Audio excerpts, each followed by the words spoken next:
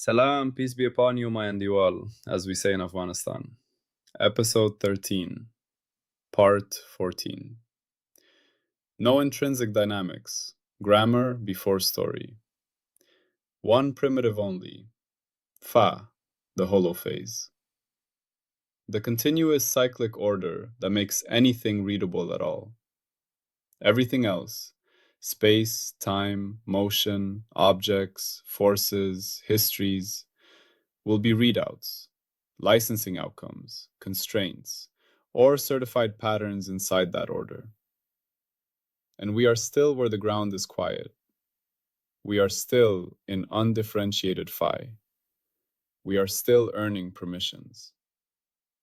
Now listen carefully, because part 14 is one of those rare turns where the mind wants to rush ahead, and the firewall has to hold us by the shoulders. Up to now, we have earned something that feels almost like a full universe. And yet, it is still only the permission layer of a universe. We earned that phi is not a thing among things, but the condition for things to be distinguishable. We earned cyclicity, wrapping, so reality does not fall off an edge of meaning. We earned patching, local charts, so the global story can be coherent even when no single viewpoint can cover it. We earned smoothness where defined, so local reality is coherent enough to describe. We earned bottomless descriptive depth, so no finite account exhausts the territory. And then we earned the harshest honesty of all. Absolute phi is not observable. Only differences speak. Measurement is relational. Public knowledge is comparison.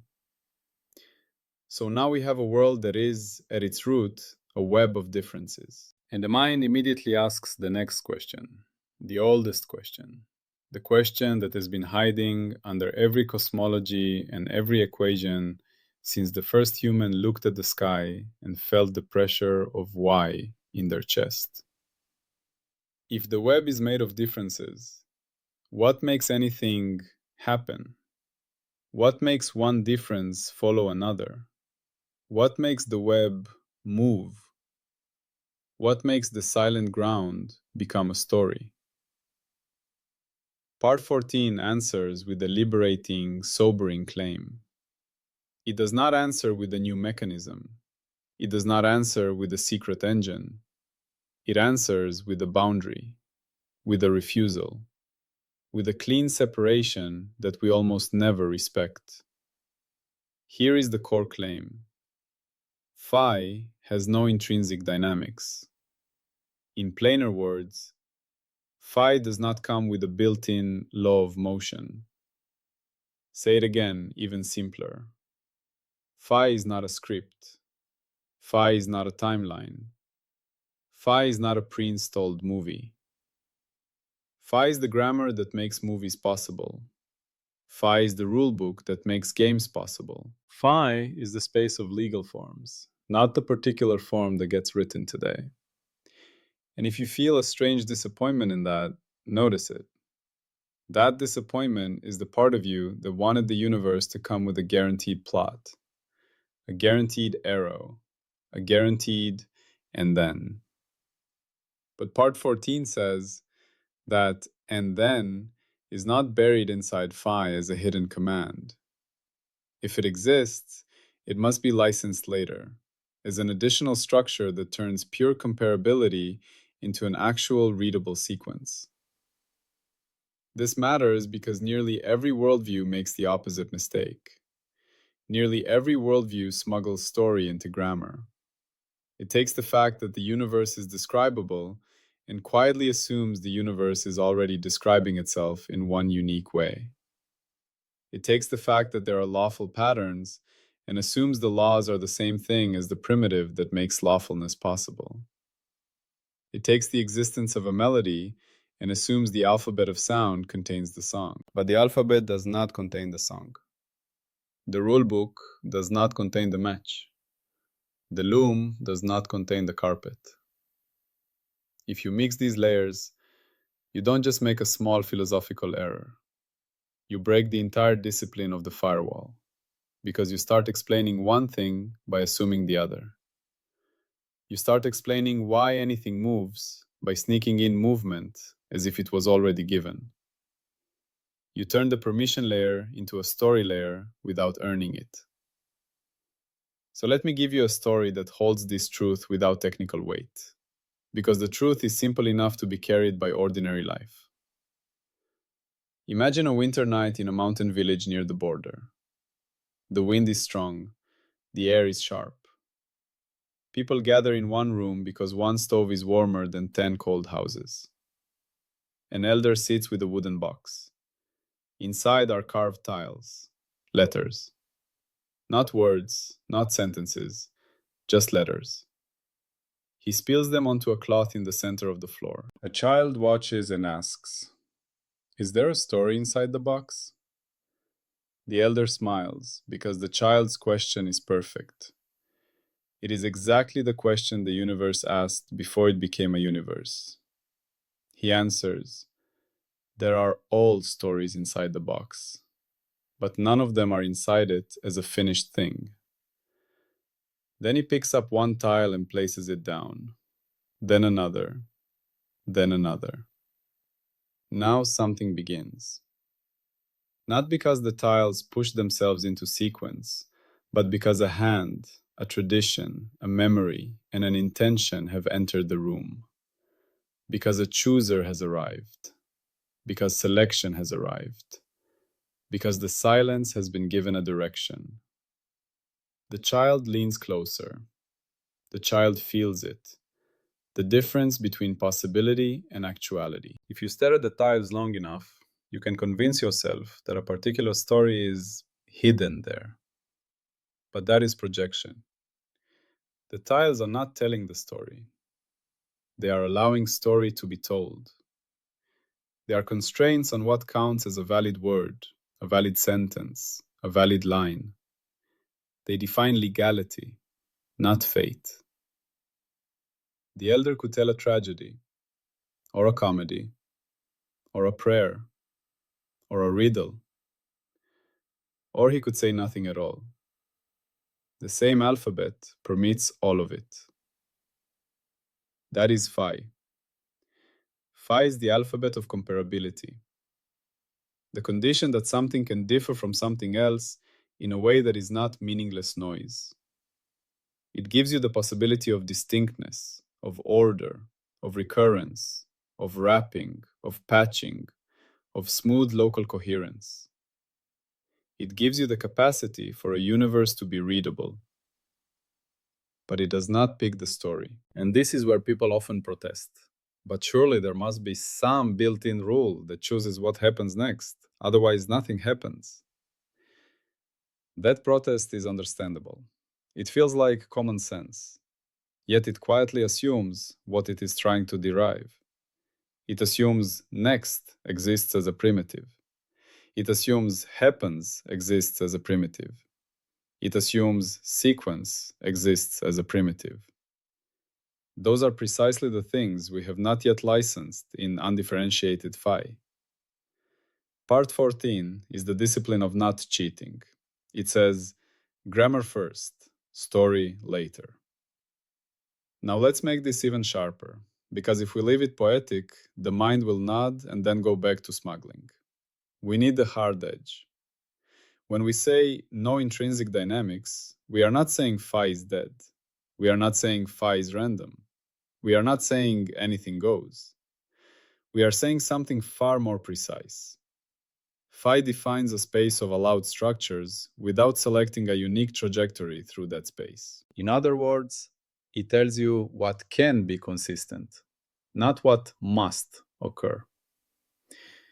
And there is a deep reason this is not emptiness.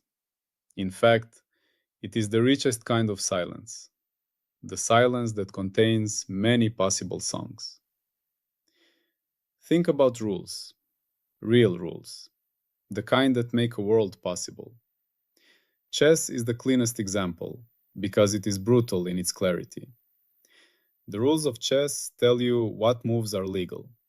They tell you what a bishop can do, what a rook can do, what counts as check, what counts as checkmate. The rules are strict. They are not vague. They are not anything goes. But the rules do not tell you which game will be played tonight. They do not tell you which opening you will choose. They do not tell you whether you will sacrifice a queen. They do not tell you whether the game will be elegant or ugly. Two grandmasters can play 10 games under the same rules and produce 10 different stories, 10 different rhythms, 10 different shapes of tension and release. Now imagine someone insisting, but the rules must contain the game. If the rules don't contain the game is impossible. That person has confused legality with actuality. The rules are necessary. They are not sufficient to pick a unique history. Phi is like that. It is the legality layer of reality. So why does this matter so much for Holophase specifically? Because Holophase is not trying to be another physics that begins by assuming a world already running. Holophase is trying to say, before you can talk about motion, you must earn what motion even means.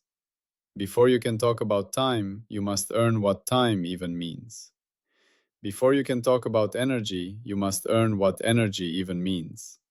And even then, energy will be a tally, a bookkeeping readout, not a substance. Part 14 is where we stop looking for a hidden motor in the alphabet. It is where we admit, with clean hands, the primitive does not narrate itself. And if you feel the fear under that admission, I understand it. The fear is, then we are floating. Then nothing is grounded. Then we cannot explain why this universe rather than another. But that fear dissolves when you realize what we have actually gained. We have shifted the problem from a fake certainty to a real question.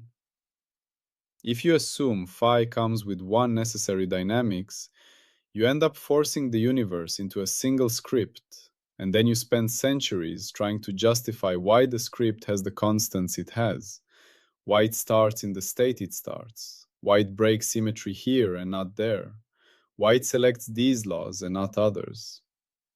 You hide all the mystery inside the word law, and then you pretend the mystery is solved.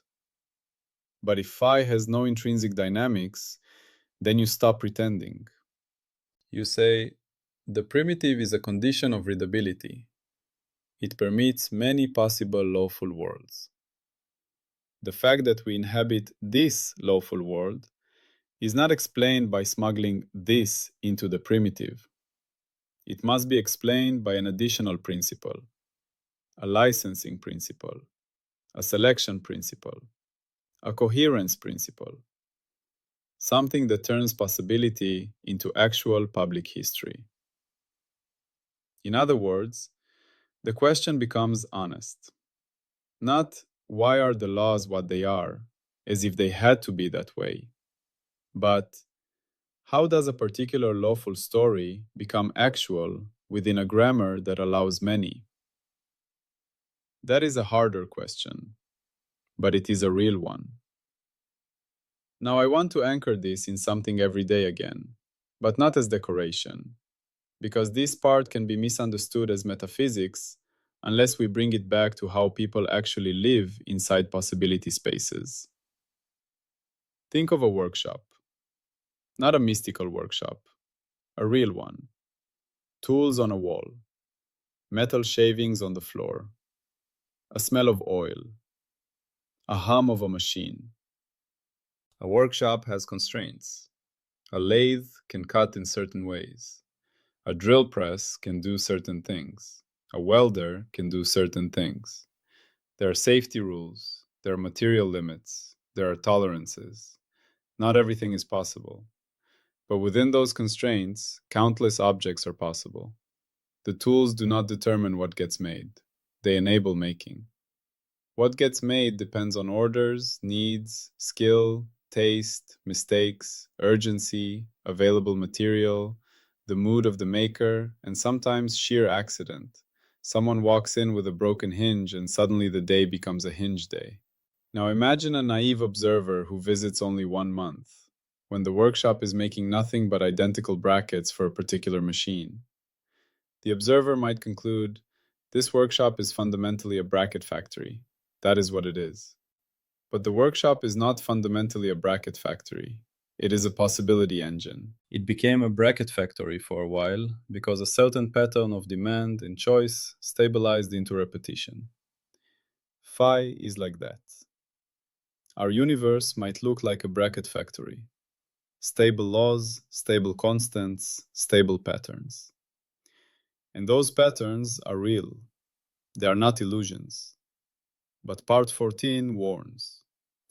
Do not confuse the stabilized pattern with the primitive possibility engine that made stabilization possible.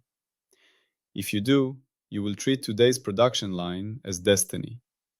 You will treat one realized physics as the only possible physics, and you will miss the deeper question. What stabilized it? What licensed it? What selected it? This is why part 14 is not a side comment. It is the foundation that makes later parts clean. Now let's be even more rigorous, still in plain language. Dynamics means a rule that takes one state and tells you which state comes next, or how states unfold in a sequence. But in undifferentiated phi, we have not yet earned next. We have not yet earned unfold. We have not yet earned sequence. We have earned comparability. Differences can be spoken. We have earned local coherence. Within a patch, phi is smooth enough to describe.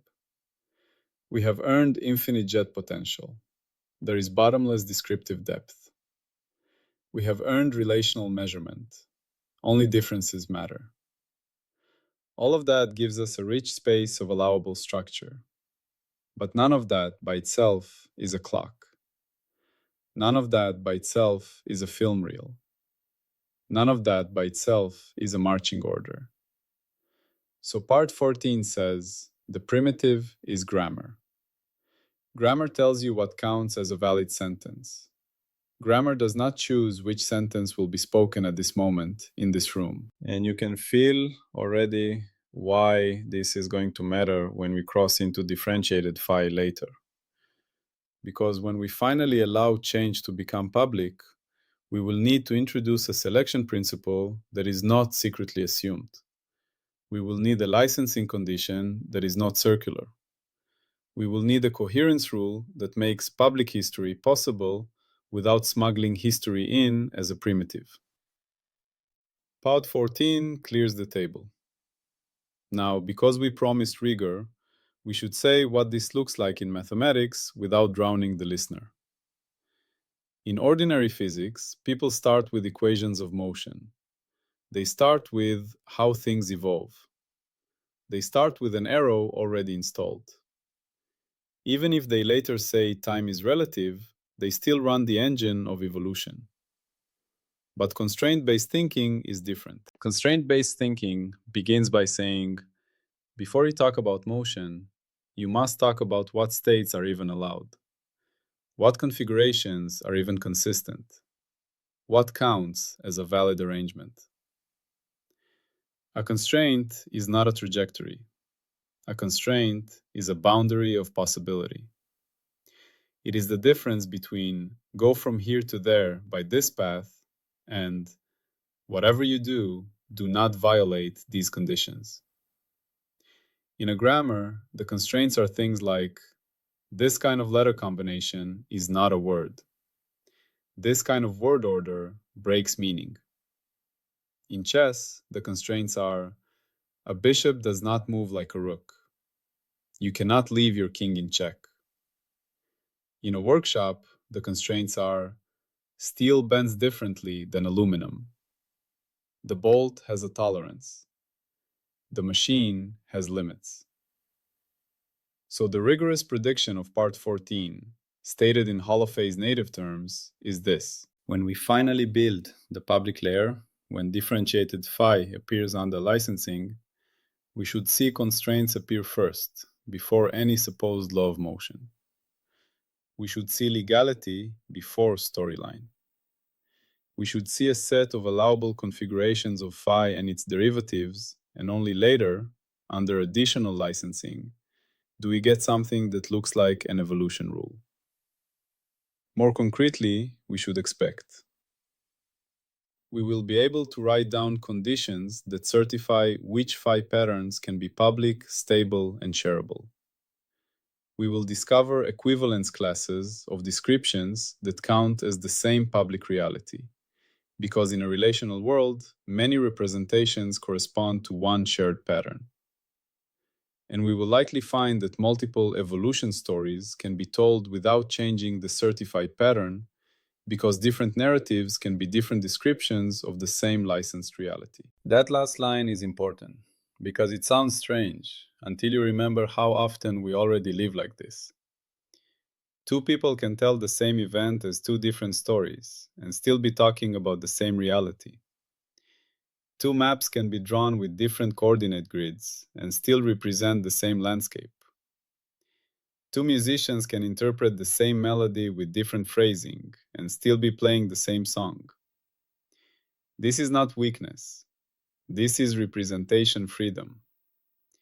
In Holophase language, this freedom is not a bug that must be eliminated. It is a feature of a world where only relational structure is observable. So the operational prediction is, the mature Holophase framework will naturally contain freedom in how a story is told, while preserving a certified public core that does not depend on storytelling choices. And now we must state falsification, because without it, this part becomes philosophy floating above the ground. Here is how part 14 could fail. If someone proves that phi alone, without adding any licensing principle, without adding any external selection rule, without smuggling in time or causation, forces one unique dynamics and only one, then part 14 is wrong. Not we found a nice dynamics, not we like this dynamics, not this dynamics is elegant. No.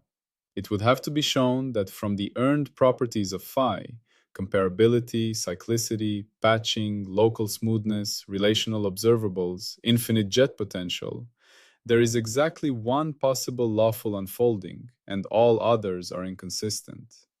A unique script, a single unavoidable movie.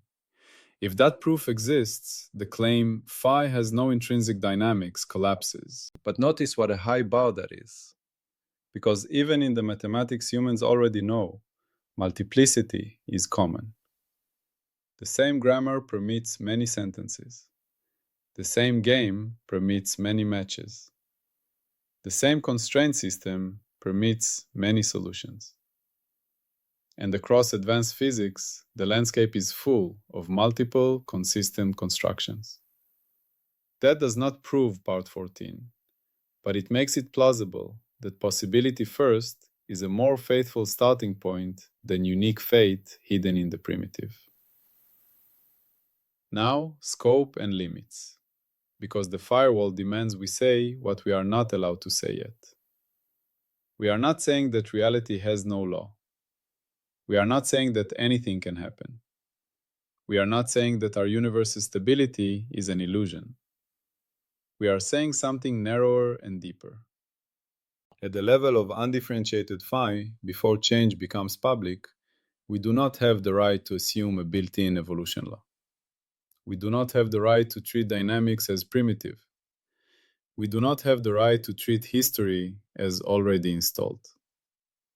Whatever looks like dynamics later will be a derived licensed pattern, built on top of the permission layer, not buried inside it. And about energy, because the mind always tries to smuggle substance in through that door, remember, energy is not a thing that pushes. Energy in this program will be a tally, a certified bookkeeping readout derived from relational regularities. So we cannot say energy drives the evolution here. That would be exactly the mistake part 14 forbids. Putting story into grammar, putting motion into the condition of readability. So if you catch yourself thinking, okay, but what causes the story? Good. That question is coming. It belongs to later parts where licensing, public readout, and stable sequences are earned. Here we are only earning the right to not lie about what is already given. Now let me close the circle back to human experience, because this is not abstract. You live part 14 every day. You have capacities, you have skills, you have knowledge. You have habits, you have tendencies. You have limits, you have constraints. Those constraints make your life legible. They make your character recognizable. They make your choices meaningful. But your constraints do not dictate your next move as a unique necessity. Even if you are predictable because patterns have stabilized in you, not because the alphabet of your mind contains one unavoidable sentence. You can speak, and the grammar of your language constrains what counts as speech, but it does not force you to tell one particular story tonight. That gap between what is allowed and what is chosen is the space where life happens. Part 14 says, the universe has a version of that gap. Phi is the universe's capacity for readable difference. The fact that a particular readable world unfolds is a further fact, one that must be licensed, not assumed. And if that feels like the universe has become more mysterious, yes, it has. But it has become mysterious in the right way. It has become mysterious without cheating. It has become mysterious in a way that points forward. Because now we know what the next job is. The next job is not to search for a secret script in Phi. The next job is to understand how a script can be written at all without smuggling in the idea of writing. How a story can begin without assuming time. How a public sequence can form inside a relational field where only differences speak. How the loom becomes weaving. How the alphabet becomes speech. How legality becomes history. And that is why part 14 is the last quiet step before the first loud step. Because once you accept that Phi has no intrinsic dynamics, you stop expecting the ground to move itself. You stop demanding a pre-installed arrow. You stop forcing a then into the is. You become ready to earn the next layer properly. So here is the listener carry, one sentence you can keep. Phi is the rulebook, not the game. Hold that and watch how it changes your interpretation of everything. When someone tells you this must be the fundamental law, you will ask, is that law grammar or is it one story told within grammar? When someone tells you this is destiny, you will ask, is that a constraint or a trajectory pretending to be a constraint? When you look at your own life, you will remember. Your abilities define what is possible. Your story is what gets chosen and stabilized. Now we end calmly, without hype, because this part is already strong enough. We have earned permission to keep the silent ground silent. We have kept the primitive clean. We have refused to smuggle in motion as a gift. In the next part, we will step toward the question that part 14 makes unavoidable. If the rulebook does not play, what licenses the first move? How does a difference become public and stable enough to count as a world? That door is now open, and the room is quiet enough to hear it. Phi is pure enabling grammar, constraints and comparability. So no built-in law of motion is allowed at the permission layer. Dynamics must be a later, licensed story. And the theory is falsified if Phi alone uniquely forces one unavoidable evolution. Always peace be upon you.